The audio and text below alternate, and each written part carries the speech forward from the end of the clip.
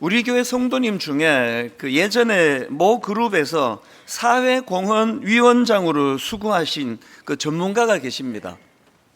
이분은 전문가로서 사회적 기업, 그리고 또 장애인 고용, 그리고 장애인들의 그 인식 개선, 이런 그 사회적으로 선한 일을 많이 하신 분인데요. 은퇴하신 지금도 참 선한 영향력을 끼치며 살고자 애를 쓰시는 그것이 제가 참 존경이 가는 그런 분입니다. 그런데 이분이 이런 영향력 있는 삶을 살게 된 계기가 있는데요. 그 1997년도에 북한에서 엄청난 비극이 발생했습니다. 그 북한에서 가뭄과 식량난이 겹치면서 수많은 사람들이 기아와 영양실조로 목숨을 잃는 그 참극이 일어났는데요. 그 사망 숫자가 놀랍습니다. 그렇게 목숨을 잃은 숫자가 수십만 명에서 많게는 수백만 명에 이른다는 통계를 제가 본 적이 있습니다. 그런 비극적인 상황이 벌어지던 1997년도에 이 집사님이 미국에 계셨는데요. 어느 날 미국 TV에서 북한의 그 참상을 보도하는 걸 본 겁니다. 그 보도를 보는데 그 두만강에서 그 사람의 시신이 둥둥 떠내려오는 장면이 나오더라는 겁니다. 이 얼마나 끔찍합니까? 근데 이분은 더 큰 충격을 받은 겁니다. 왜냐하니까 이 집사님의 부모님의 고향이 북한인데 특히 어머니의 고향이 그 두만강하고 맞닿아 있는 회령이라는 지역이었다는 겁니다. 그래서 이분이 받은 쇼크가 그 부모님이 남한으로 내려오지 않으셨으면 저게 내 모습일 수도 있는데 그런 생각을 하신 것 같아요. 그래서 그 시신이 둥둥 떠내려오는 그 두만강 그 화면을 보면서 이분이 그 든 생각이 저 강물에 떠내려가는 사람이 어쩌면 나였을 수도 있는데 그런 생각을 하게 됐다는 겁니다. 그 당시로 이분은 미국에서 그 한국인으로서는 어떤 기록을 갖고 있다 할 정도로 잘 나가시던 분인데요. 이분 마음에 이런 생각이 들었다는 겁니다. 하나님께서 나를 이 자리까지 인도하신 것은 단지 나 혼자 잘 먹고 잘 살라고 하신 게 아닌데, 그럼 이런 생각을 또 한 겁니다. 이제 나만을 위한 삶이 아니라 사회와 세상에 공헌하는 삶을 살아야 되겠다. 그렇게 삶의 방향을 확고히 하시고는 실제로 그런 많은 그런 선한 일들을 행하는 일을 하셨단 말이죠. 그래서 은퇴하신 이후에도 여전히 그 성경에 나와 있는 그 선한 사마리아 사람처럼 그 강도 만난 이웃과 같은 그런 연약한 사람들을 돕는 일, 그리고 또 특별히 이분은 그 다음 세대 그 인물 키우는 일에 마음을 다 담고 계세요. 그래서 지금 분당 우리 교회에서 추진하고 있는 우리 드림 사역은 준비팀에서 그 각 분야의 고마운 분들이 굉장히 많은 시간을 내 가지고 이런 그 브레인 역할을 하고 있거든요. 단 한 푼 이거 유익을 얻는 일이 없는 완전한 자원봉사 일인데 너무나 많은 정성을 들여가지고 이런 선한 일을 하고 있는 게 제가 참 머리가 숙여지는 분들이세요. 제가 이 집사님의 간증을 듣는데요, 이런 생각이 들더라고요. 이게 인생이란 게 그 자기 삶에 어떤 의미를 부여하느냐에 따라서 그 인생이 결정이 되는 거구나. 우리가 자녀들에게 좋은 대학 가야지, 너 왜 공부 안 하느냐, 이게 소용이 없다는 것 모든 부모님이 다 아시잖아요. 우리가 그 아이들 인생에 이분이 경험한 것과 같은 어떤 방향을 잡아줄 수 있는 의미 부여가 잘 이루어지지 않고 좋은 대학만 가야지, 좋은 대학 가야지, 그러니까 이게 너무나 우리 아이들을 힘들게 하는 게 아닌가. 그날 만약에 그 두만강에서 시신이 둥둥 떠내려오는 그 장면을 보고 이분이 끔찍하다, 그 텔레비 꺼라, 그랬으면 아무 일도 안 일어났을 거예요. 그런데 그 화면을 보면서 의미를 부여하게 되니까 그게 인생의 방향을 바꾸는 그런 에너지를 제공하더라는 것입니다. 제가 오늘 이 본문 말씀으로 설교를 준비하다가 이 집사님의 간증이 떠오른 이유가 있습니다. 오늘 본문에 느헤미야라는 지도자가 등장을 하는데요, 이 느헤미야의 모습이 이 집사님의 그 깨달음하고 참 비슷하다. 참 이거를 제가 경험을 마음속으로 하게 됐는데요. 그래서 오늘 이제 이 느헤미야 이 인물을 가지고 좀 살펴보려고 하는데요. 이 오늘 본문의 배경은 뭐 아시는 분이 많으실 겁니다. 구약의 솔로몬 왕 이후로 이스라엘이 남북으로 분열이 됩니다. 비극이 계속되는데요. 북이스라엘은 아수르에 의해서 망해버리고요. 그리고 남유다는 바벨론에 의해서 또 망해버립니다. 그때 남유다 백성들이 너무나 많은 수많은 남유다 백성들이 포로로 끌려가게 됐는데, 그리고는 이제 하나님의 특별하신 은혜로 이 포로 생활을 끝내고 고국으로 귀환을 하게 됩니다. 이 사람들이 포로 생활을 끝내고 그렇게 예루살렘으로 돌아와 보니까 기가 막히는 겁니다. 거기에 너무나 가슴 아픈 이런 일들이 많이 펼쳐지고 있는 그런 상황, 이게 이제 오늘 본문의 주 내용인데요. 먼저 오늘 본문 1절, 느헤미야 1장 1절에 보면은 이제 이 지도자 느헤미야에 대하여 이렇게 소개를 합니다. 하가랴의 아들 느헤미야의 말이라, 아락사스다 왕 제20년 기슬러월에 내가 수산궁에 있는데, 여기 보니까 그 당시 이 느헤미야는 페르시아 왕국에서 왕의 최측근, 요즘으로 말하면 대통령 경호실장쯤 되는 고위직에 있었습니다. 그러니까 세상적으로 보면 이 느헤미야는 남부를 게 없는 사람이에요. 부와 권력을 다 가지고 호요식할 수 있는 그 자리인데요. 그런데 이 느헤미야가 예루살렘에 자기 동족들의 관심이 많습니다. 그래서 질문을 합니다. 여러분이 그 사람이 뭘 묻느냐가 그게 그 사람의 관심사 아닙니까? 그래서 이제 지금 귀환한 그 동족들은 어떠냐 물으니까 아주 비참한 상황이라고 그렇게 이제 소식을 듣게 되는 거거든요. 그 내용이 2절과 3절에 나와 있습니다.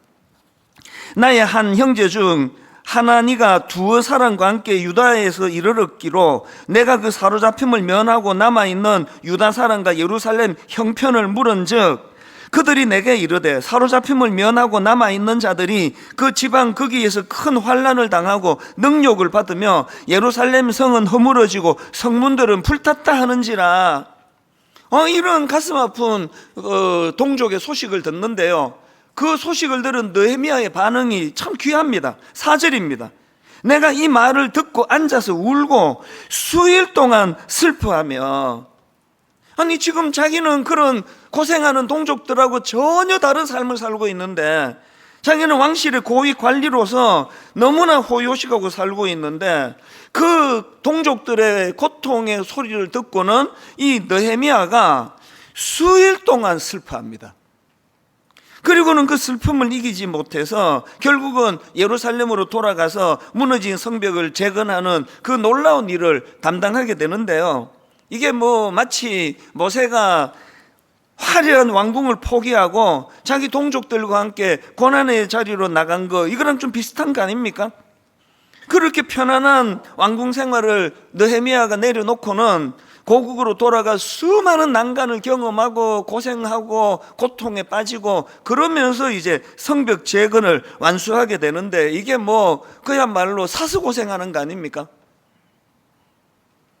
왜 느헤미야가 이런 사스고생하는 그 자리로 빠지게 됐느냐? 그 모든 출발이 4절로부터 시작하는 거 아닙니까? 내가 이 말을 듣고 앉아서 울고 수일 동안 슬퍼하며. 아니 마음이 가는 걸 어떡하냐고요. 제가 이거를 묵상하면서 마음이 가는 그게 사명이구나. 모든 사람들이 똑같이 그날 뉴스를 봤는데 이 집사님만 유독 그 시신이 둥둥 떠내려오는 그 강을 쳐다보면서 거기에 인생의 어떤 생각을 바꾸는 거, 그게 마음이 가는 거거든요. 지난 5월 11일자 한 구절 묵상이 그 본문이 바로 이 느헤미야 1장이었는데요. 이 느헤미야 1장 그날의 한 구절 묵상 제목이 무엇을 위해 울고 있습니까? 이게 제 마음에 이렇게 확 꽂히더라고요. 나는 뭘 위해 지금 울고 있나? 오늘 여러분에게 제가 여쭙고 싶습니다. 여러분은 무엇을 위해 울고 있습니까? 이런 분이 계시겠죠. 나야 지금 편안하게 잘 사는데 울기는 왜 울어? 노후 대책도 다 돼 있고 나 울 일이 없어. 이러는 분도 계실 거고요. 울기는 우는데 맨날 그 눈물이 그냥 자기 자신에게만 맞춰 있고, 내가 이렇게 그냥 힘들어가지고 못 살겠다, 우리 애를 보고 울고 뭐 가족을 보고 울고 그렇게 우는 분이 계시다면, 오늘 이 설교는요, 하나님께서 그런 분들을 위하여 주신 설교라고 생각을 합니다. 지금 느헤미야가 고국에서 들려지는 그 무너진 성벽과 또 끔찍한 그 상황을 듣고서 그렇게 눈물을 흘리는데요, 여러분 사실 오늘 우리도 이 시대를 바라보면서 울어야 한다고 생각을 합니다. 지금 상상을 초월할 정도로 온 세계가 지금 혼란에 빠져 있는 거 아닙니까? 아니 그 어린 3살, 4살 이런 아이들 제가 보니까 거의 다 스마트폰 중독이에요. 막 애들이 막 불철주야 때려 쓰는 거예요. 그 스마트폰 내놓으라고. 그 TV에서도 그 아이들과 관계되는 프로를 보면 전부 막 그거예요. 막 스마트폰 내놓으라고. 지금 여러분 모든 전문가들이 그 인터넷 중독의 위험성, 특별히 그 숏폼, 그 애들이 좋아하는 짧은 그 영상이 얼마나 이게 해로운지, 이게 이 뇌의 전두엽의 이 지금 구조가 바뀌고 있다 그러잖아요. 그래서 앞으로 이제 저 아이들이 자라면 인내력은 1도 없습니다. 하고 싶으면 그 자리에서 해야 돼요. 못 견디는 거거든요. 모든 부모들이 이 다 알아요. 그러나 역부족인 거예요. 눈만 뜨면 그 내놓으라 그러는데 어떡합니까? 오늘 이런 현실을 보고 우리 다음 세대 어린아이들이 지금 자라기도 전에 저렇게 악하고 위험한 환경에 노출되어 있는 걸 보고 이거 울어야 돼요, 이게. 그리고 말로도 할 수 없이 타락해가는 이 시대 상황하고, 세상은 이렇게 타락해 가는데 교회는 점점 영향력을 잃어가고 있는 이런 현실에 대하여 우리 울어야 되는 거 아닙니까? 교회가 맛 잃은 소금 같다, 교회가 뭐 빛을 잃은 그런 교회가 돼버렸다, 이런 비난이 너무나 많은 이 현실을 보고 울어야 돼요. 저는 한 번씩 목사님들끼리 모여서 막 어떤 유쾌한 때가 있잖아요. 막 농담도 하고 웃고 이러면 어떨 때는 그게 마음으로 좀 이래도 되나? 이게 뭐 너무 좀 과장이라는 거 제가 알지만, 오늘 모든 우리 목회자들과 예수 믿는 분들이 고뇌에 빠져 울어야 되는 시대라고 생각을 합니다.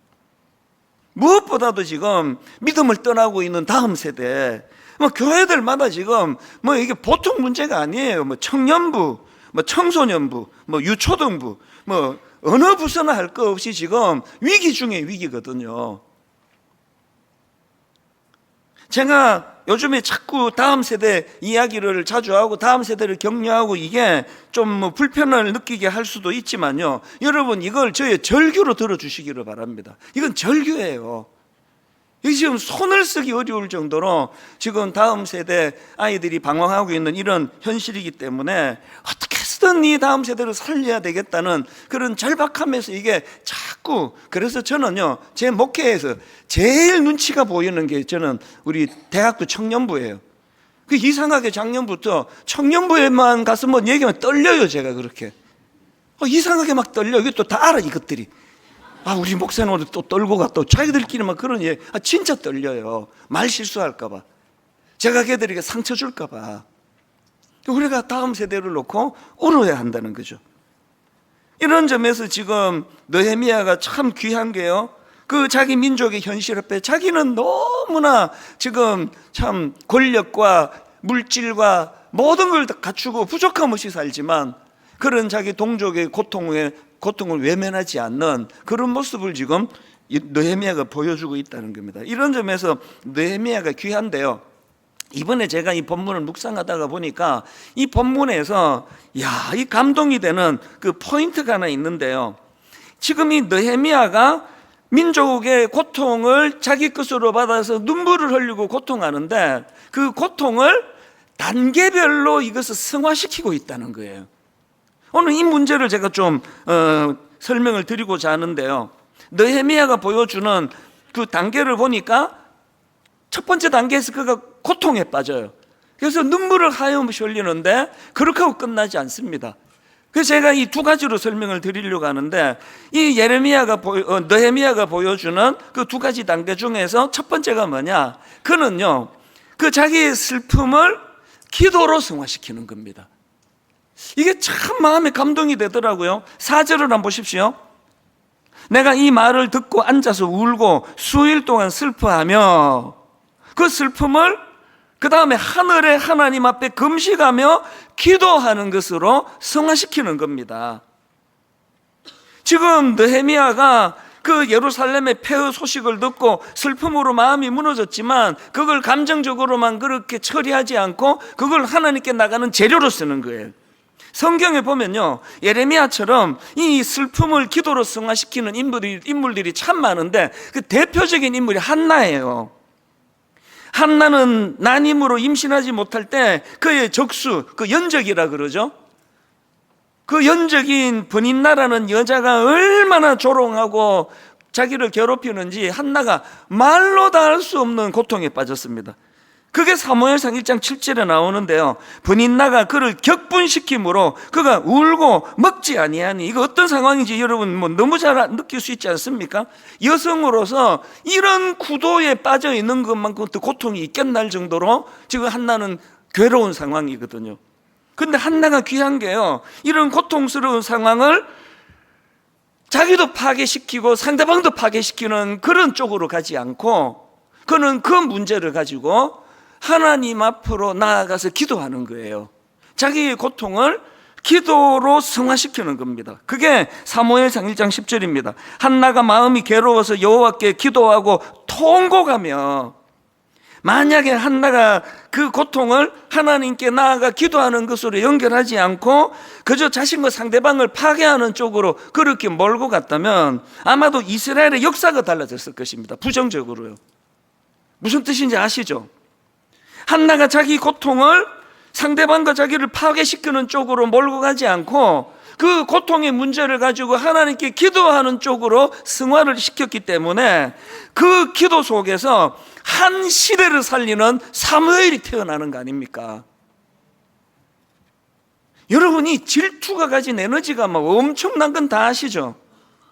이 질투가 이게 말로 다 할 수 없는 에너지예요. 한나가 막 그 질투심, 아니 내 연적은 지금 저렇게 자식을 낳았는데 나는 왜 자식이 없냐고, 그 말로 다 할 수 없는 그런 마음의 분노와 그 질투, 이게 막 엄청난 에너지예요. 그걸 기도로 승화시키니까 사무엘이 나오는 거거든요. 여러분, 우리 내면에 이 질투심이 일어날 때가 있지 않습니까? 저도 뭐 자주는 아닌데 질투가 확 올라올 때가 있습니다. 제가 30대인데요, 그 중고등부 청소년 사역을 할 때인데, 그 당시로 그 온누리교회의 하용조 목사님, 80년대에 참 그 한국 교회에 여러 분야로 영향을 미친 그런 그 훌륭한 지도자셨는데, 그분이 이제 한국 교회의 목회자들을 대상으로 세미나를 여신 겁니다. 그때 제 기억으로 그게 4일인가 5일인가 그렇게 했는데요, 제가 사실 담임 목사도 아닌데 그게 참석을 한 겁니다.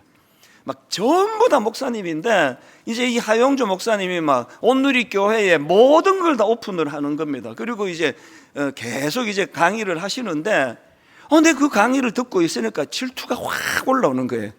이 목사님에 대하여. 그 30대 때.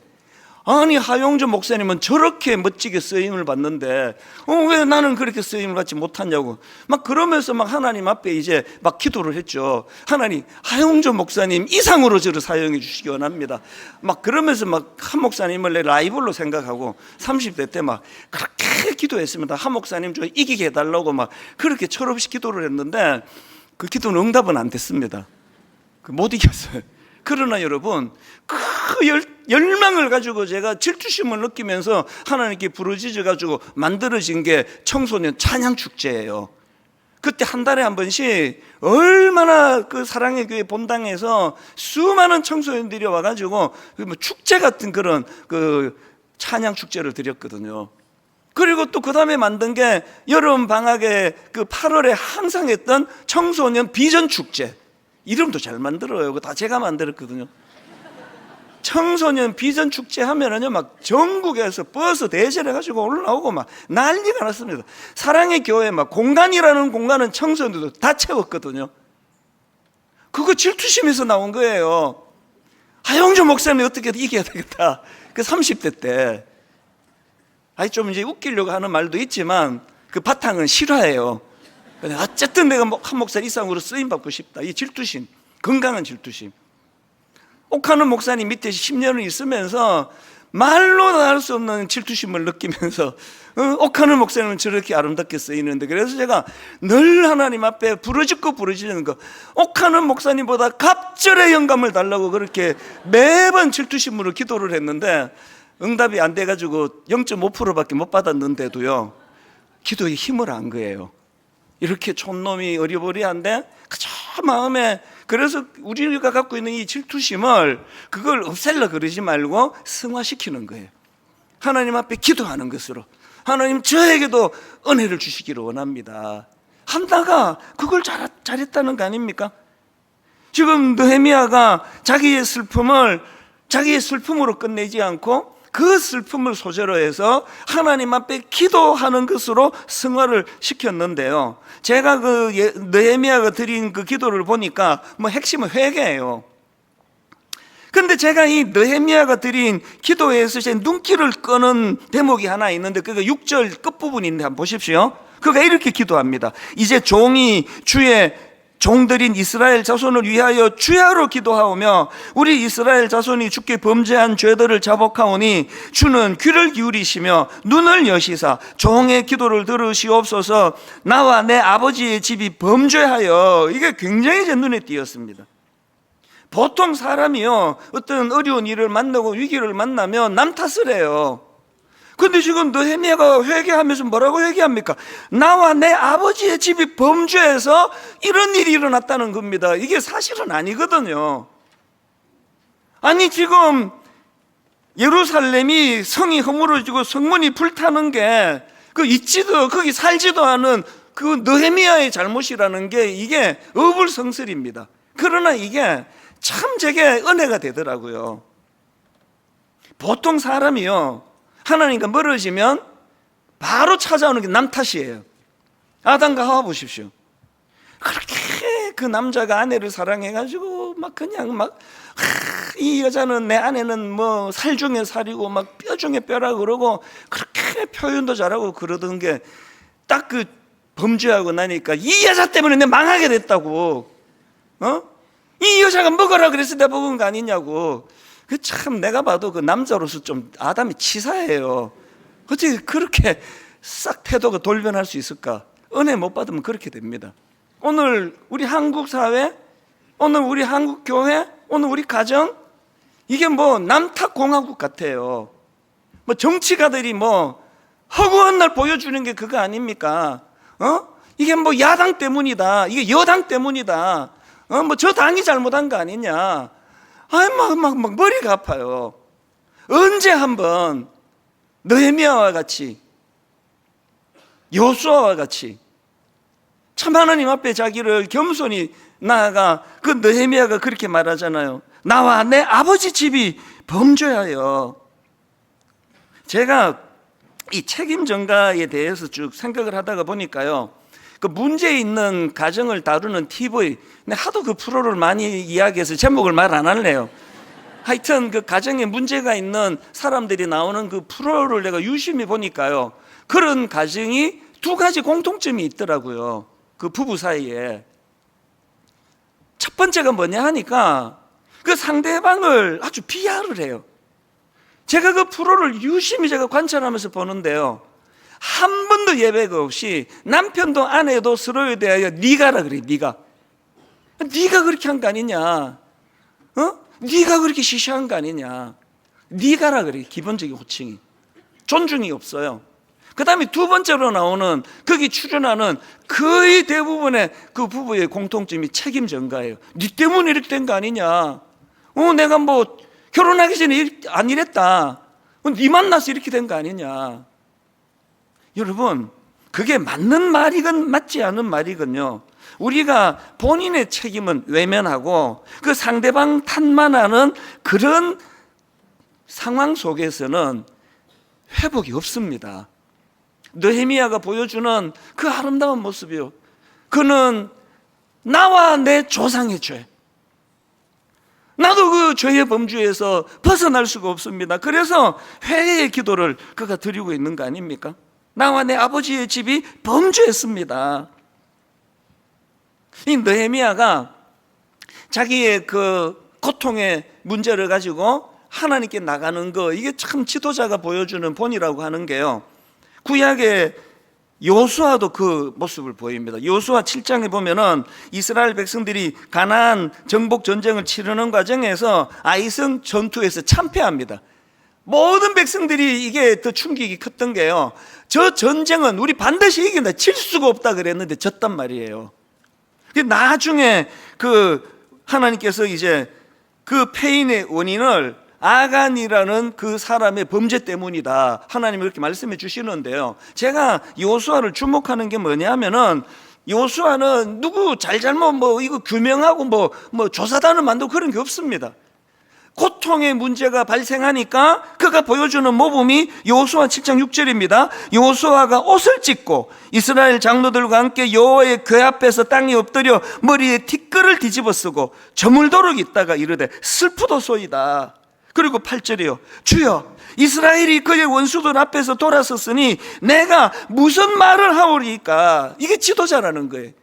누구 탓이다, 저놈 때문이다, 저놈 저걸 죽이자 우리가, 그런 것이 아니라 지도자는 그 어떤 슬픔의 일을 겪었을 때 그 문제를 가지고 하나님 앞으로 나가는 거예요.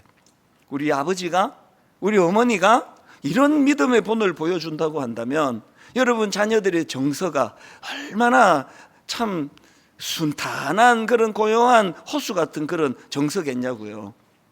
자꾸 우리는 원인 규명하자, 이거 누구 잘못이냐, 이런 걸 막 내세울 때는 대부분의 사람 내면에 내 잘못은 없어, 그렇게 하는 거 아닙니까? 우리가 느헤미야처럼 나와 내 아버지의 죄, 여호수아처럼 누구 잘못을 가지기 전에 이 고통스러운 상황을 주님 앞으로 갖고 가기를 원합니다. 그래서 시편 62편 5절에 보니까요, 나의 영혼아 잠잠히 하나님만 바라라, 무릇 나의 소망이 그로부터 나오는도다. 그리고 8절은 세 번역으로 읽어드릴게요. 하나님이 우리의 피난처이시니 백성아 언제든지 그만은 의지하고 그에게 너희의 속마음을 털어놓아라. 그에게 너희의 속마음을 털어놓아라. 이게 기도 아닙니까? 여러분 오늘 한번 저를 따라 선포해 보시면 좋겠습니다. 하나님께 너희의 속마음을 털어놓아라. 하나님께 너희의 속마음을 털어놓아라. 여러분의 아프고 괴롭고 고통스러운 그 문제를 하나님 앞으로 가져가 기도하는 재료로 삼으시는 믿음의 성도님들 되시기를 바랍니다. 두 번째 단계가 있는데요, 아까 첫 번째 단계는 그의 고통의 문제를 하나님 앞으로 나아가 기도하는 것으로 승화를 시켰다면, 두 번째 느헤미야가 보여주는 게 뭐냐 하니까 그 기도를 사명으로 연결시킨다는 겁니다. 자, 이게 무슨 말씀인지 설명을 제가 드릴게요. 1장에 보면은요, 그는 하나님 앞에 눈물로 금식하고 그렇게 회개의 기도를 드립니다. 그리고는 2장으로 넘어가니까 그것으로 끝나지 않고 실제적인 결단과 실행으로 옮기는데요. 자, 느헤미야 2장 5절 한번 보십시오. 왕에게 이르되, 이게 참 중요합니다. 1장에서는요 여호와 하나님께 아뢰는 거예요. 여호와 하나님께 아뢰는데 기도했던 느헤미야가 2장으로 와서는 왕에게 아뢰되, 왕이 만일 좋게 여기시고 종이 왕의 목전에서 은혜를 얻었사오면 나를 유다 땅 나의 조상들의 묘실이 있는 성읍에 보내어 그 성을 건축하게 하옵소서 하였는데, 여기서 주목할 게 뭐죠? 느헤미야는요 하나님께 기도 드리는 것으로 그치지 않았습니다. 와, 역시 기도하니까 막 속이 시원하네. 아마 기도하고 나니까 막 속이 뻥 뚫리네. 기도가 그런 효험이 있습니다만 그러려고 하는 게 기도가 아니에요. 기도하고 났더니 이제 사람이 살 것 같아. 그러려고 기도하는 게 아니라 이 장으로 건너가기 위해서예요. 느헤미야가 기도하고는 왕에게 찾아가는 거예요. 왕에게 아뢰는 거예요. 그리고는 이제 자기가 구체적인 기도한 다음에 행동이 그를 뒤따르게 했다는 거. 여러분 워낙에 기도도 안 하시지만 그럼 어쩌다가 기도하면은 기도하니까 속이 시원하네? 그렇게 하고 끝나기 때문에 기도의 맛을 모르는 거예요. 기도는요, 그래서 여러분 우리가 하나님 앞에 기도하고 나면은 그 기도 안에서 역사하는 힘을 경험해야 되는 거거든요. 선지자 이사야가 하나님의 부르심 과정에서도 비슷한 행동을 보이는데요, 이사야 6장에 보면은 이사야는 거룩하신 하나님의 임재 앞에 철저하게 무너져요. 자기 존재 다 깨져버립니다. 그래서 그가 5절에서 이렇게 고백합니다. 이사야 6장 5절. 그때 내가 말하되 화로다 나여 망하게 되었도다.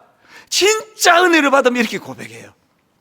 화로다 나여 망하게 되었도다. 나는 입술이 부정한 사람이요 나는 입술이 부정한 백성 중에 거주하면서 만군의 여호와이신 왕을 배웠음이로다 하였더라. 그래서 입술의 부정함을 정직하게 고백을 하고요, 그래서 그 다음 6절에서 스랍이 핀 수초로 그의 입술을 정결하게 해줍니다. 그랬더니 바로 그 다음에 8절에서 하나님이 이렇게 물으십니다. 8절. 내가 또 주의 목소리를 들으니 주께서 이르시되 내가 누구를 보내며 누가 우리를 위하여 갈고 하시. 이 기억하셔야 됩니다. 오늘 여러분이 은혜를 받잖아요. 오늘 여기서 우리 사죄 연총을 경험하잖아요. 바로 그 시간이 하나님이 여러분에게 사명을 주시는 시간인 줄 믿으시기를 바랍니다. 내가 또 주의 목소리를 들으니 주께서 이르시되 내가 누구를 보내며 누가 우리를 위하여 갈고 하시니 그때에 내가 이르되 내가 여기 있나이다 나를 보내소서. 이사야는요, 그 감정적으로 은혜의 감격에 빠져 지내는 것이 아니라 그 감정적으로 뜨거워진 것으로 머물지 않고 그것을 사명의 자리로 그것을 사용하고 있는 거거든요. 그래서 여러분이 하루에 나 3시간씩 기도해, 그거 자랑하시는 게 아니라요, 나는 3시간씩 기도하기 때문에 내 가슴은 불타고 있어, 사명으로 나는 뜨거워 있어. 이게 같이 가야 되는 거예요. 제가 오늘 설교 제목을 변화를 위해 기도하라 이렇게 정한 이유가 이겁니다. 야고보서 5장 16절입니다. 의인의 강구는 역사하는 힘이 크민이라. 여기 나오는 역사하는, 이게 헬라어로 보면은요, 이게 의인의 강구는 역사하는 힘, 작동한다, 이게 아니고요, 여기 나와 있는 역사하는 이 헬라어로 보면은 이게 무언가를 실제로 움직이게 하는 거예요. 무언가를 실제로 일으키게 하는 거예요. 이게 역사하는 힘입니다. 기도하는, 사랑하는 여러분 안에서 여러분 동력이 생기고 꿈을 가진 것들이 이루어질 수 있도록 그 꿈을 향하여 달려가고 에너지가 생겨나고, 지난주 말씀드렸잖아요. 내버려두면 시들시들해지는 게 인간인데 우리가 기도하는 사람은 시들시들해지지 않습니다. 같이 꿈을 꾸고 그 꿈을 향하여 달려가고, 그렇게 해서 무언가를 실제로 움직이게 하는 그런 힘을 가지게 만드는 것. 저는 오늘 결론을 이렇게 맺기를 원합니다. 느헤미야가 무너진 성벽을 다시 세운 것처럼 여러분, 오늘 우리 시대는 무너진 사람이 너무 많아요. 그들을 세워야 돼요. 오늘 우리 시대 지친 사람, 방황하는 사람, 이들을 복음으로 이렇게 세우는 일을 교회가 하고 예수 믿는 사람이 해야 돼요. 이제 지금 우리 드림 사역원에서 이제 이 고령화 시대에 중장년들에게는 삶의 의미를 회복시켜주는 일을 하기를 원해요. 우리 드림 사역원에서 이제 노년층에게는 외로움이 아니라 소명의 길을 안내하고 가르쳐 드리는 이런 일을 준비하고 있습니다. 그리고 무엇보다도 우리 다음 세대, 정말 이 다음 세대를 이렇게 세워나가는 그런 교회가 되기를 원합니다. 오늘 저는 말씀의 마무리를 이 구절로 하기 원합니다. 시편 156편 5절 6절입니다.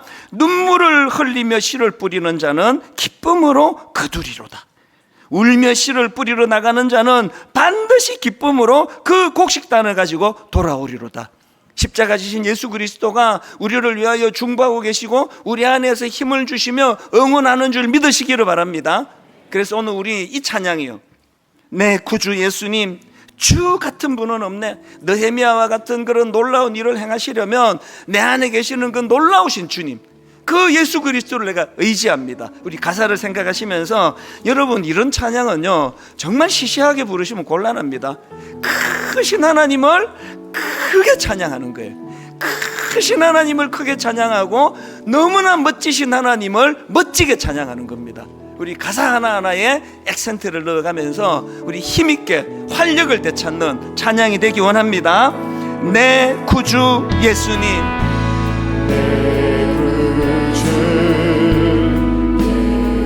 주 같은 분은 없네. 그 크신 하나님을 크게 찬양합니다. 내 평생에 찬양하리. 놀라운 주의 사랑을 매 예배 때마다 누리십시오. 위로자 되시며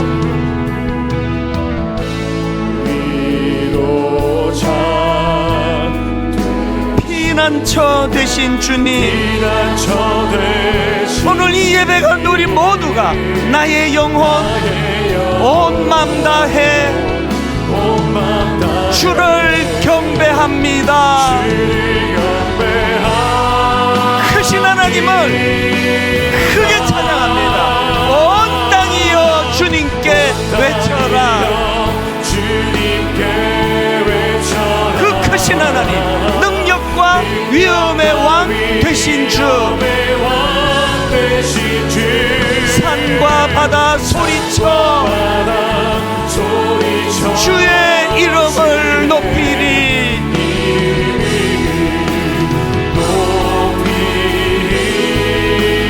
주 행한 일 기뻐 노래하며 영원히 주님을 사랑하리라. 신실하신 주의 약속 나 받았네. 우리 한 번 더 깊이 더 높이 내 구주 예수님,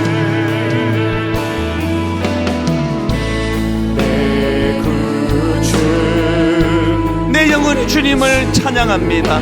주 같은 분은 없네. 내 평생에 찬양하리. 놀라운 주의 사랑을 오늘 드리는 예배 가운데 위로자 되시며 피난처 되신 주님,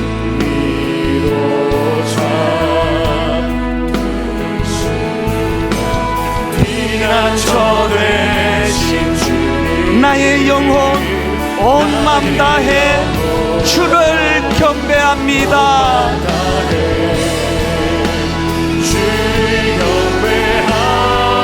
활력을 가지고 주님을 찬양합니다. 온 땅이여 주님께 외쳐라. 능력과 위엄의 왕 되신 주, 산과 바다 소리쳐 주의 이름을 높이리. 그 크신 하나님, 그 행하신 놀라운 일들, 주 행한 일 기뻐 노래하며 영원히 주님을 사랑하리라. 신실하신 주의 약속 나 받았네. 우리 다 자리에서 일어나셔서 온 땅이여 주님께 외쳐라. 능력과 위엄의 왕 되신 주, 산과 바다 소리쳐 주의 이름을 높이리.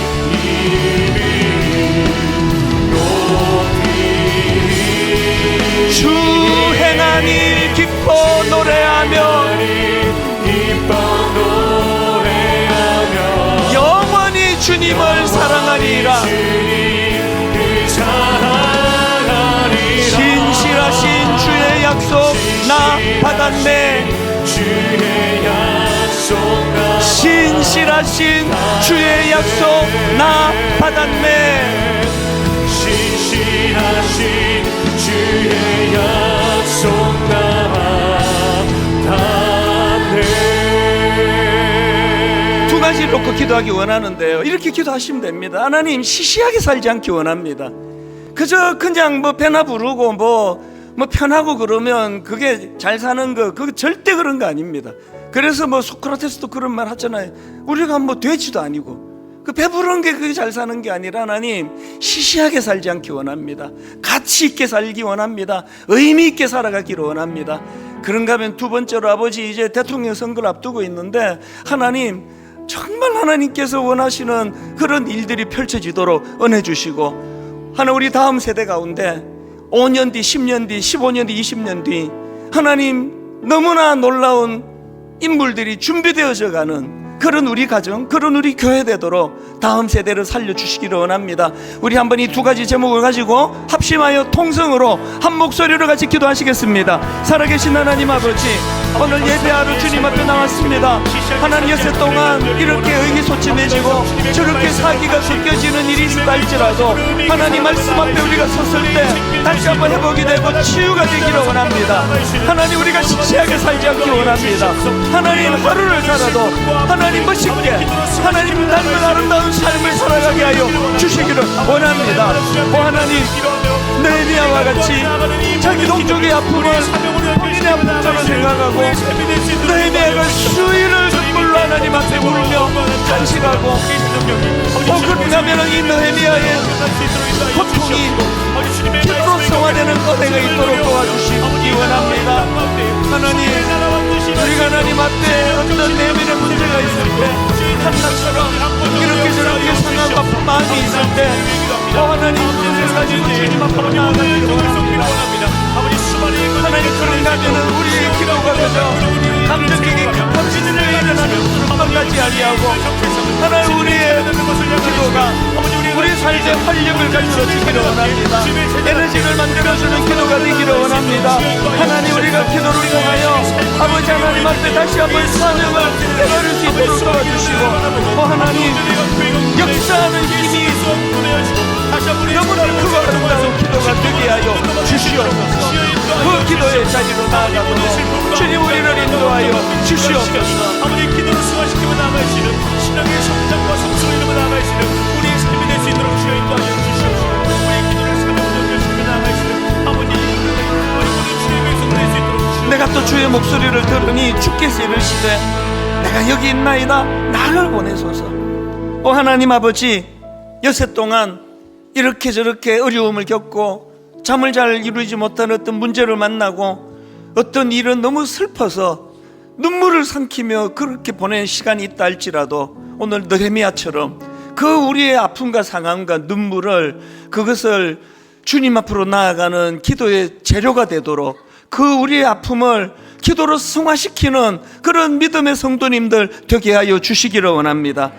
의인의 간구는 역사하는 힘이 크다고 말씀해 주셨는데, 하나님, 기도하는 자들에게 무언가 실제로 움직이게 만드는 하나님의 역동을 경험하는 기도하는 사람들 되게 하여 주시옵소서. 그저 기도가 그저 마음의 위안이나 얻는 카타르시스나 얻는 그런 차원이 아니라, 이 기도야말로 시들시들해진 우리 인생에 놀라운 주님의 에너지를 공급해주는 은혜임을 깨닫는 그런 성숙한 성도님들 되게 하여 주시옵소서. 하나님, 이 시대를 놓고 이 나라를 놓고 울어야 되는데 이렇게 봐도 답답하고 저렇게 봐도 한숨이 나오는 이 현실 앞에서 느헤미야처럼 하나님, 우리 나라를 위하여, 우리 이웃을 위하여, 우리 연약한 교회를 위하여 눈물을 흘리는 느헤미야 같은 인물들 되게 하여 주시옵소서. 이번 한 주간 이 예배의 이 능력을 맛보기를 원합니다. 오늘 한 번 드린 이 예배 가운데 주신 에너지를 가지고 이번 한 주를 크더니 살아내는 아름다운 한 주간 되게 하여 주시옵소서. 대통령 선거 가운데 개입해 주시고, 우리 교회들마다 기도할 때 거기에 하나님의 은혜와 능력이 나타나는 것을 맛보는 한 주간 되도록 도와주시고, 무엇보다도 하나님, 시시하게 살지 않는 한 주가 되도록 인도하여 주시옵소서.